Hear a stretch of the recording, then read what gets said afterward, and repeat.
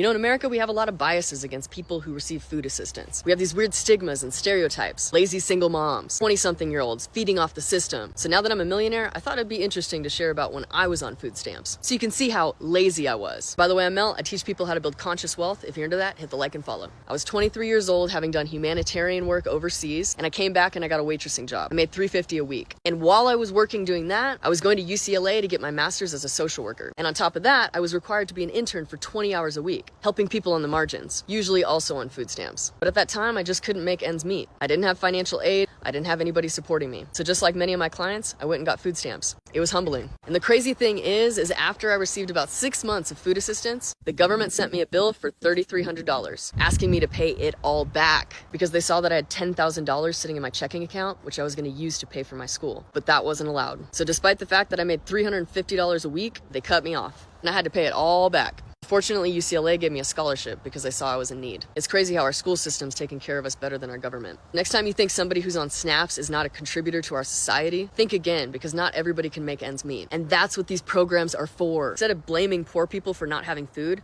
let's talk about the system that created it. Let's redesign a system so that it serves more of us. If you want to learn how to build wealth ethically and sustainably in your community, then write freedom in the comments and I'll share my free guide on how to get started. I went from being a social worker to a millionaire in just 5 years, and you can too. Write freedom in the comments.